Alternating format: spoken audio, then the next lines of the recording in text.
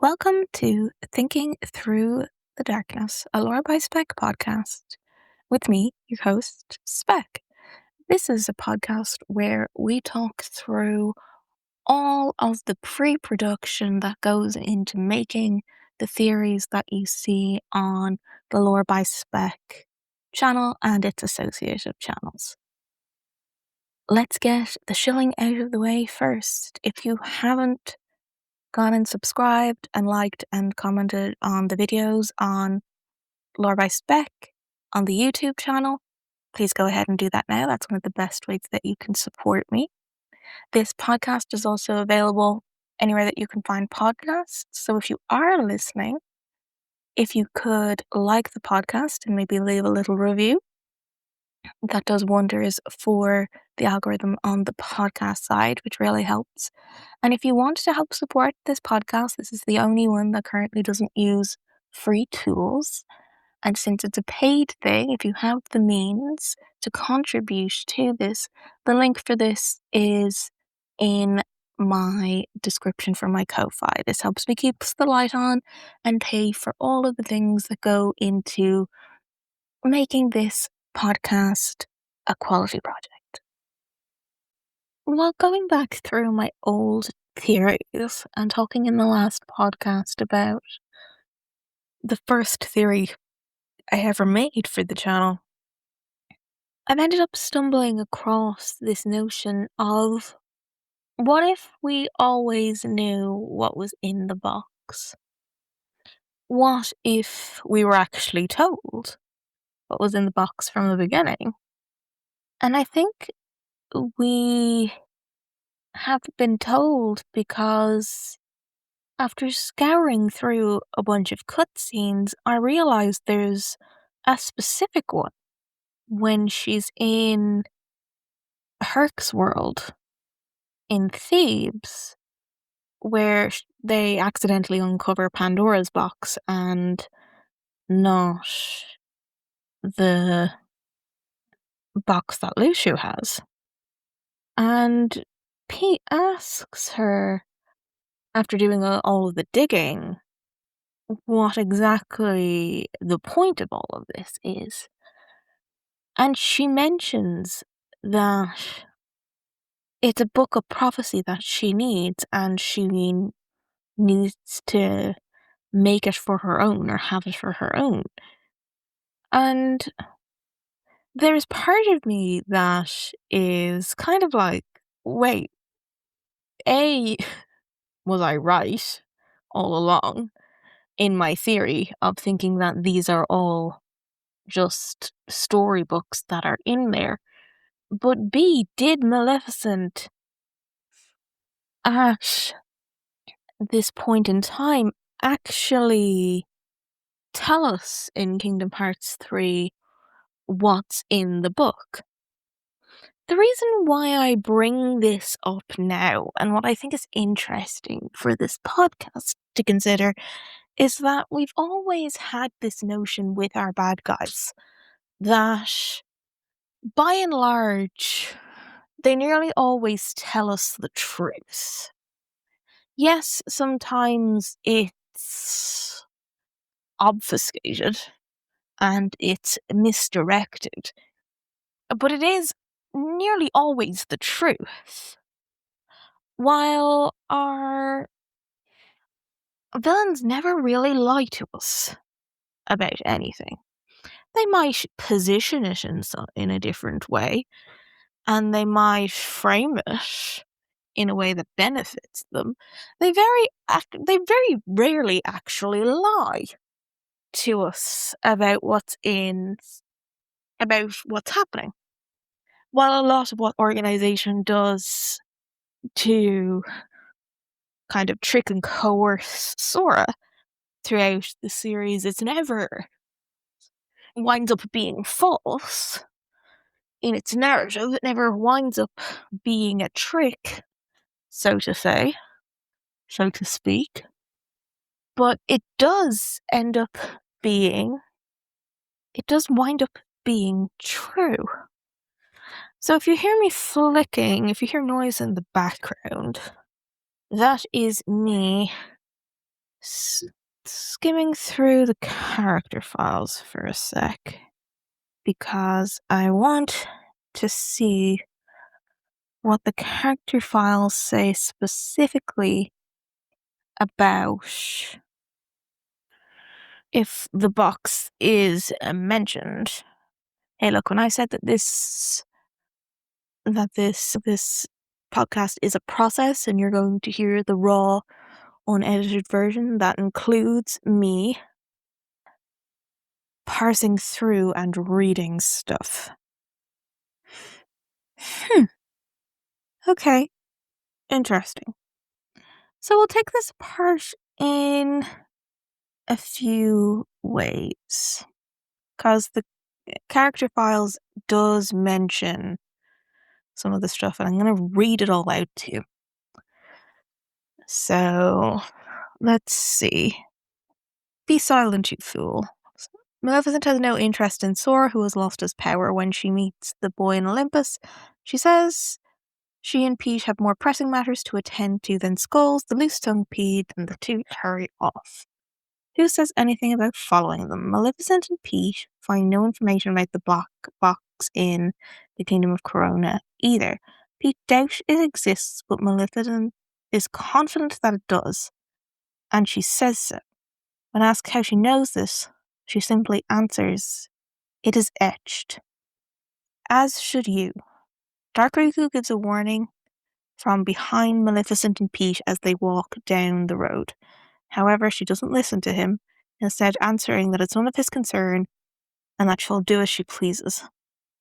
You cannot find the unfindable. The box does not exist. Pete is displeased and angry about the search for the box, and Maleficent replies that their search ends today. She says they cannot find it because it doesn't currently exist. However, she smiles and goes on to say that the black box will appear when the Keyblade War happens, and all they need to do is wait. In the tip section, why is she searching for the black box? The black box Maleficent seeks is the one the Master of Masters entrusted to Lelouch. Huh? BC? I need to look up what that means. The contents are unknown, but Maleficent speculates that it contains the books of prophecy. Oh, it's right here. Right.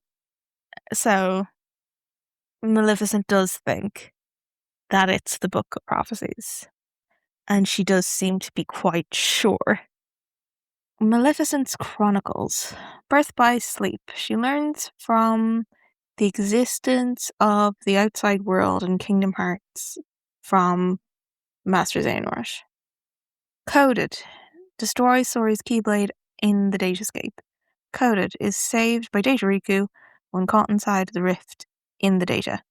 Recoded. Takes an interest in world's data and the Book of Prophecies due to her experience in the Datascape. 2. Plots to take over Disney Castle. 3. Discovers Zigbar has the black box. Huh, okay. So this is, and in the character files, there is a bit at the bottom where it comes to a snippet of their specific stories. Everyone's has a name. It's like Maleficent's story, Pete's story, and it goes across several pages. Hers is called Dark Deed, and I'll read it out to you because the ending bit is interesting. It wasn't long ago that I, Maleficent, took possession of this world. The seeds I sowed 16 years ago bore fruit. It was a curse I placed on Aurora the day the girl was born in the world enchanted dominion. Before the sun sets on her 16th birthday, she shall prick her finger on the spindle of a spinning wheel and die. The curse was fulfilled, and the people in the castle fell asleep, and even the prince with the power to break the curse had fallen into my hands. There wasn't supposed to be any other threats besides those 3 fairies.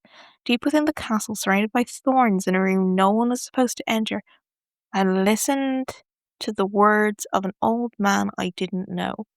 Beings of the dark are sensitive to darkness. Because he was such a person, it didn't matter whether he was an enemy or an ally. There's no need to judge someone other than their loyalties to the darkness. If our interests aligned, we ought to work together. And if our interests someday no longer align, we would simply be enemies. I pondered. I had a vague sense that there were worlds beyond this place. My world is small.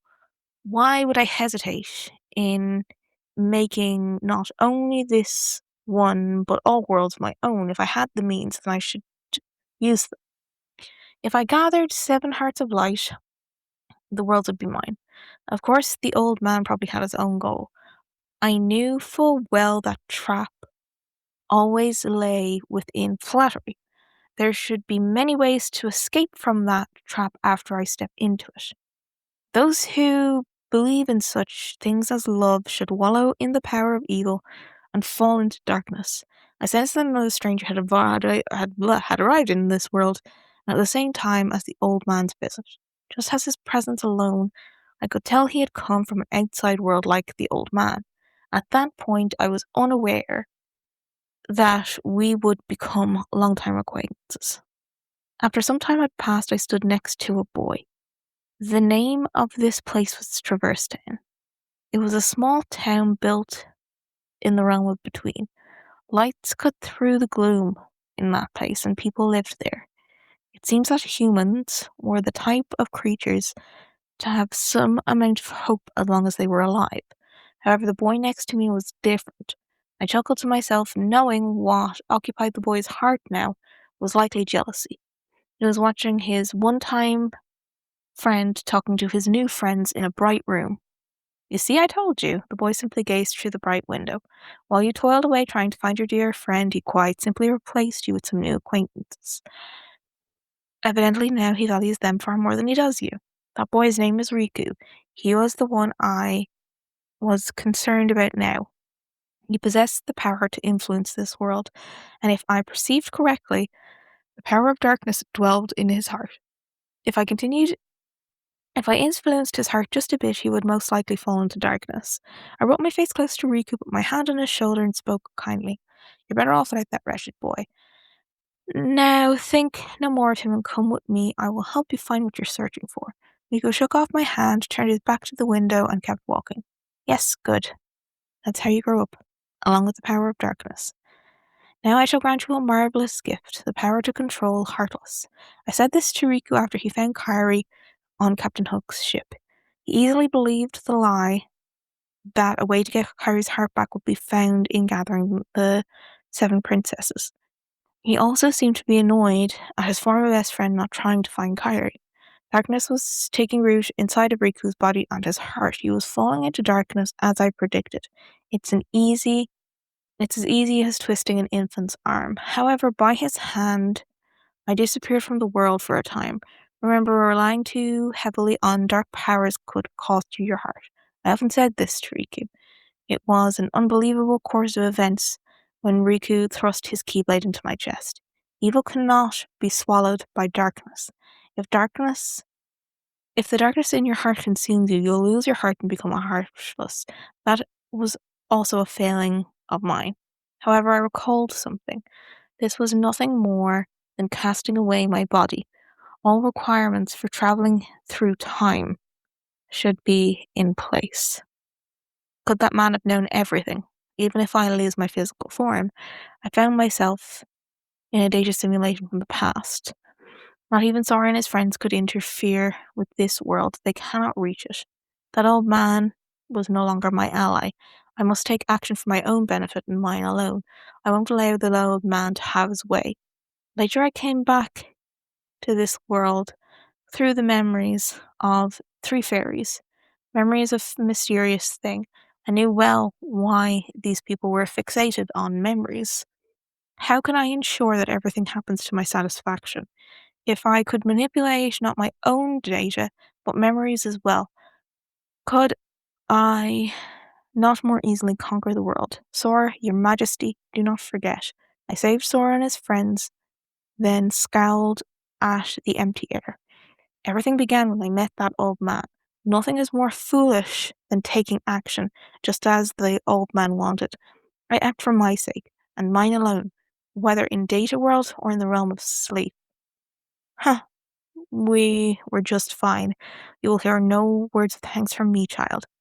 I had no intention of working with them, but they have assisted me on occasion. However, that is all. I will continue on steadfast in my purpose to rule this world. What I seek now is the black box.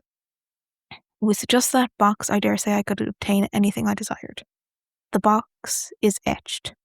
Love is fragile, and both darkness and light are unreliable. Evil is what will prevail. I am the mistress of all evil. I will not be consumed by the likes of darkness. Evil is deeper than darkness. No light can touch it. It will continue to rule this world. So, several alarming things about that, I suppose. That her time skip actually happens from when Riku stabs her with Soul Eater. That's interesting. So she's not really Maleficent anymore when Sora defeats the dragon.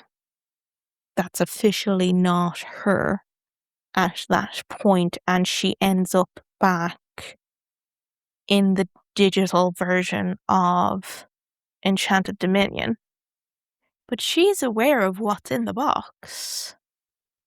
I want to know what BC is, because it says Lushu BC. Back cover? Is that potentially what it stands for? Y'all will hear me clicking back and forth. It's back cover. Yeah, okay. Huh, okay. So, several things have just been revealed in that. We now know officially where Maleficent's entry point is, where her time skip starts. It also means that potentially that dark shadow that we see is not darkness. It's Xehanort. That's going to twist my brain a little bit, because those cutscenes very clearly talk about them both. But in this retelling, in this telling that we have in the character files, it very specifically says that it was the old man. Unless she may be referring to Xehanort arriving birth by sleep wise to talk to Maleficent. And when she ends up in the data version, it's still darkness itself that moves her out of the data world and into the real world. But she seems very certain that what's in the box is the books of prophecy, and that it doesn't seem to be that she's the only one who knows that information. It seems to be that Xehanort also knew what was in the box. That in itself probably isn't hugely surprising. I'm just scrubbing through because the index is admittedly not all that descriptive. So I don't expect to see anything specific about the books of prophecy per se. But that would imply that Xehanort also knew. That Xehanort also knew what was in the box. Because it says that she takes an interest in the world's data due to her experience, the books of prophecies in relation to her experiences in the datascape, which is recoded, not just coded. Yeah, I think I might have been onto something a while ago when I mentioned that the books of prophecy in Jiminy's journal might end up being one and the same thing. Because she is also in Dream Drop Distance. Maleficent takes Queen Minnie hostage and demands the data of all the worlds in Jiminy's journal, but King Mickey refuses. Because of this, she unleashes her magic. Maleficent plans to immerse the day escape from Jiminy's journal into darkness, and from there conquer the outside world. And that's coded. So there is certainly a connection here between the books of prophecy acting, or the journals acting as like a pseudo book of prophecy. And that's interesting. But yeah, we do seem to have an official hint as to what was in the box. Why hasn't anybody else copped this? Why has nobody else noticed this? I'm confused. Because she ultimately does find the box. It's with Ziggy and the foretellers. So I'm curious. What I seek now is the black box, but she stops. So that dialogue stops at the end of 2.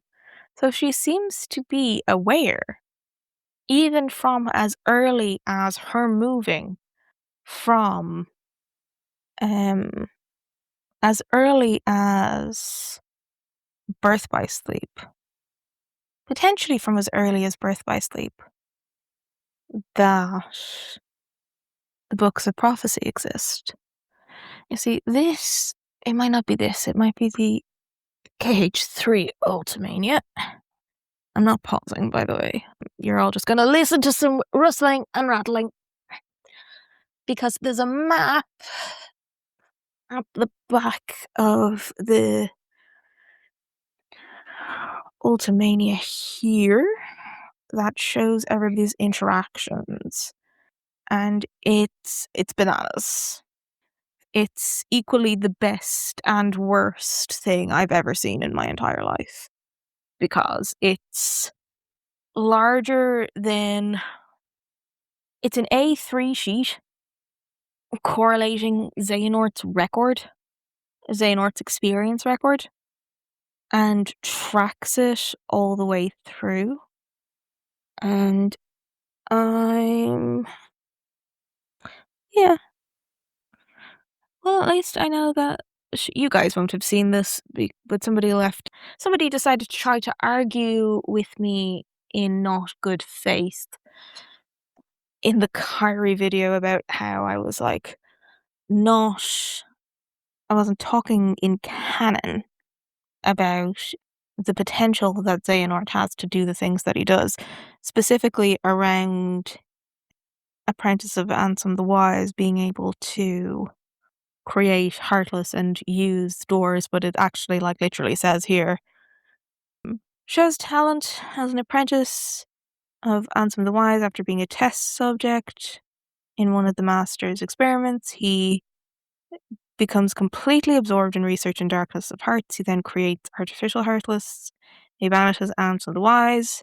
And he takes away the heart spans of his apprentice for nobodies, and finally his own heart as well.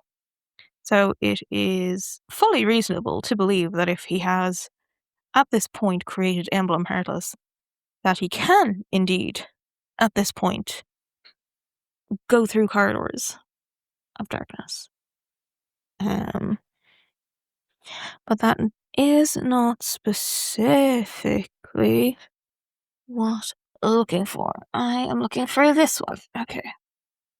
Okay, it doesn't exactly say. It just says that the link between Master Xehanort and Maleficent, there is no label, actually. Would you believe it just says, puts the idea of Kingdom Hearts in their heads, and that Maleficent and Pete are co-conspirators, but there's nothing specifically. Oh my god.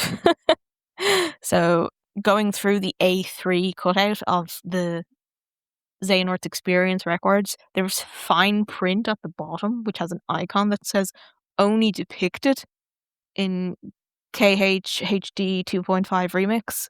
So there is an exception to some of this too, which is hilarious because this is a huge sheet as it is. Only to put a dot at the bottom being like, actually. Actually, it's even more complicated than that, but we needed to keep it to a. We needed to keep it to a. We needed to keep it to an A3 sheet, because clearly, if we went to an A2 sheet, people would think that we were really having a laugh. Maleficent, Maleficent, Maleficent. Okay. Certainly nothing obvious, because the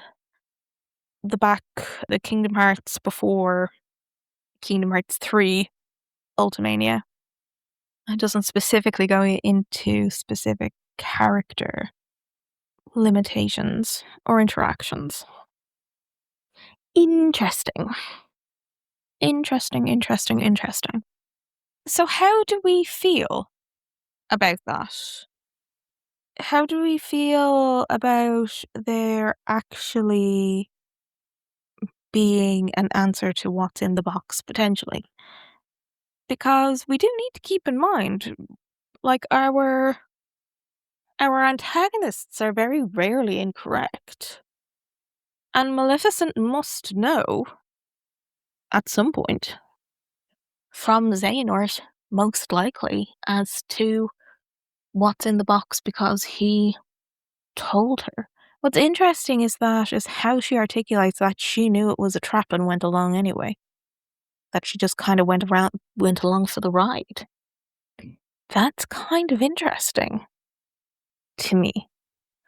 I know we've already done a Maleficent video, but I think it might be worth extending to talk about this in context of, do we trust Maleficent? Do we trust what she said? Do we trust that she's probably correct? Because she probably is.